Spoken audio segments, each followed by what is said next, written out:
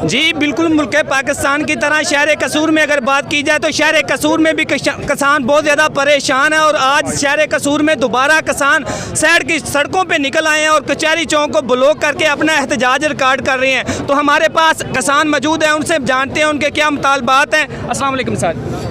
वालेकुम अस्सलाम। सर आप क्या कहना चाहेंगे? हज़ारों की तादाद में किसान यानी कि परेशान है और मुल्क पाकिस्तान में की तरह शहर कसूर में भी किसान सड़कों पे आने पे मजबूर है, तो आपके क्या मुतालबात हैं? जनाब साढ़े मुतालबात ये है कि पहले तो किसानों को बिल बड़ा ज़्यादा आ गया है जी। अगे किसान की कैपेसिटी सी 10,000 15,000 20,000 इस तो बाद किसान बिल नहीं ज़्यादा दे सकता। हुण किसान को इन्ना ज़्यादा बिल आ गया है कि उनका जेनवन जो यूनिट है ना वो बनता 10,000 का 5,000 का 15,000 का। मोटर चलिया नहीं 2 महीने अल्लाह ने बारिशां दित्तियां ने, बिल्कुल जी। उनका सानू किसान को बेनीफिट मिलना चाहिए सी, लेकिन इस गौरमेंट ने सानू इन्हां 2 महीनों के विच बिल इन्ना पाता है हर किसान को 5 लाख 6 लाख 4 लाख 2 लाख 3 लाख जेनवन बिल साडा बनता है 10,000 12,000 15,000। वो असीं लखां नाल बिल कितों देईए? इन्ने दी साडी मुंजी दी इस टाइम फसल नहीं हैगी बाहर जिन्हां दा सानू बिल आ गया। कोई भी किसान है वो बिल नहीं पे कर सकता। रही गल जो घरेलू सार्फिन ने वो बेचारे कोई मजदूर ने, कोई गरीब ने, कोई रक्षा चलाता, कोई रेहड़ी चलाता है, वो इन्हों को मजबूर हो चुका है कि उन्होंने 2500 3,000 बिल तो उनके को जमा नहीं से होंदा। हुण उन्होंने बिल आ गया 20,000 25,000 50,000 40,000। वो कितों बिल पे करन? इस गौरमेंट ने तो कोई गुस्सा कढ़िया अवाम ते, लेकिन ये इंशाअल्लाह जिला कसूर अज ऐलान करता है असी अगर साढ़े मुतालबात इन्हां तस्लीम ना किते, वक्त हुकूमत ने मंजूर ना किते, असी इंशाअल्लाह इस्लामाबाद का रुख करांगे। इस्लामाबाद का रुख करांगे। मरकजी क़यादत मलिक खालिद महमूद खोखर और चौधरी रिजवान इकबाल सूबाई सदर वो आएंगे 2 घंटे 1 घंटे तक पहुँच रहे हैं। उस तो बाद जनाब वो अगर लाएअमल का ऐलान करनगे जी।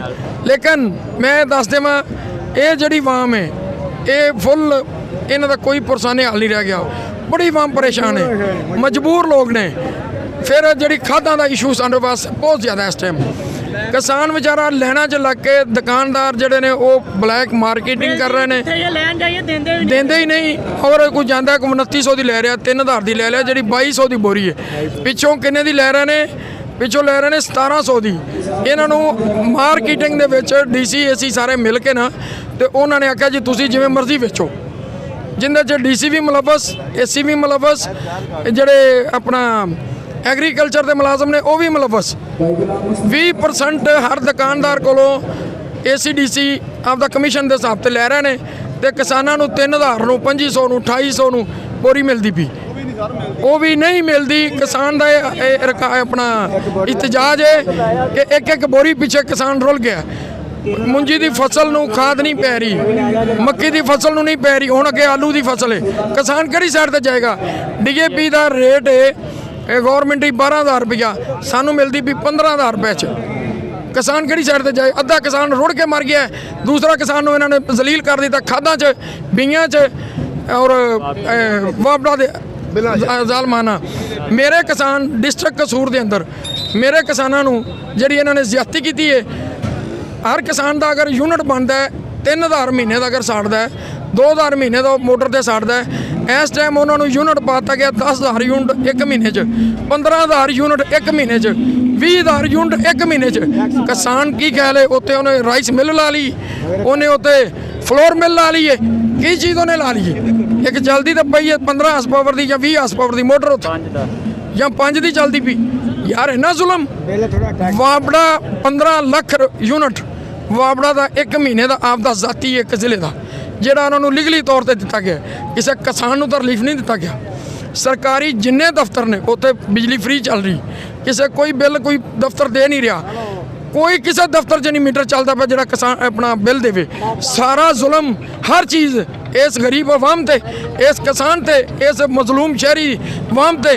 लेकिन असी इंशाअल्लाह इतजाजन मैं आपके अज सारिਆਂ ਨੂੰ कहना दोस्तों ਨੂੰ अगे भी जाके गल करन, असी बिल नहीं देंगे जिन्नी देर साडा टैक्स खत्म नहीं किया जाता।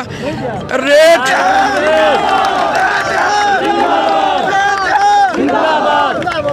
असी उन्नी देर बिल पे नहीं करांगे जिन्नी देर तक साड़ी एक ओवर बिलिंग और यूनिट का रेट 5 रुपये 35 पैसे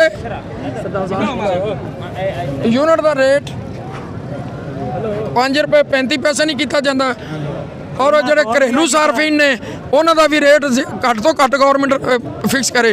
ਇਹ ਨਹੀਂ ਕਿ ਉਹ ਕਤਰ 'ਚ ਬੈਠ ਕੇ ਫੈਸਲਾ ਕਰ ਲਿਆ ਉੱਥੋਂ $3 ਅਰਬ ਲੈਣ ਵਾਸਤੇ ਇੱਕ ਲੋਲੀਪੌਪ ਦੇਤਾ ਕਿ ਮੈਂ ਆਪਦੇ ਕਿਸਾਨ ਨੂੰ 3,40,000 ਟਿਊਬਵੈੱਲ ਤੇ ਬਿੱਲ ਮਾਫ ਕੀਤਾ, ਟੈਕਸ ਮਾਫ ਕੀਤਾ, ਘਰੇਲੂ ਸਾਰਫੀਨ ਨੂੰ ਮਾਫ ਕੀਤਾ। ਉੱਥੋਂ $3 ਅਰਬ ਲੈ ਕੇ 200 ਬੰਦੇ ਨੂੰ ਸ਼ਾਪਿੰਗ ਕਰਾ ਕੇ ਸੈਰ ਕਰਾ ਕੇ ਇਹਨਾਂ ਕਿਸਾਨਾਂ ਦੇ ਇਹਨਾਂ ਮਜ਼ਲੂਮ ਫਾਰਮ ਦੇ ਪੈਸੇ ਤੇ ਯਾਸ਼ੀ ਕਰਨ, ਸਾਡੇ ਖੂਨ ਪੀਣ। ਅਸੀਂ ਇਨਸ਼ਾਅੱਲਾ ਸਰਾਪਾ ਇਤਜਾਜ ਰਹਾਂਗੇ ਔਰ ਬਾਰ-ਬਾਰ ਅਸੀਂ ਰੋਡਾਂ ਤੇ ਆਵਾਂਗੇ ਔਰ ਜਿੰਨੀ ਦੇਰ ਸਾਡਾ ਹੱਕ ਨਾ ਮਿਲਿਆ ਸਾਡੀ ਜਾਨ ਵੀ ਅਸੀਂ ਆਪਦੀ ਦੇਣ ਨੂੰ ਤਿਆਰ ਹਾਂ।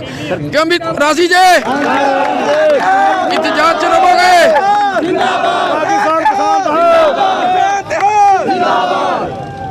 जी आपने देखा किसान जो शहर कसूर के किसान हैं वो बहुत ज़्यादा गुस्से में भी हैं और परेशान भी हैं, क्योंकि किसान परेशान होगा तो सब आम परेशान होगी। तो 44 टीवी की स्क्रीन पे आपको लाइव दिखा रहे हैं कि किसान कसूर के किसानों ने कचहरी चौक को ब्लॉक कर दिया। तकरीबन आधा घंटा गुजरने को है, इंतज़ामिया ख्वाबे खरगोश की नींद सोई हुई है। अभी किसान बड़ी तादाद में यहाँ पर जमा हो रहे हैं, तो मैं लम्हा ब लम्हा आपको आगाह करता रहूँगा। मज़ीद खबरों के लिए देखते रहें 44 टीवी कसूर। इसी के साथ इजाज़त दीजिए, अल्लाह निगहबान।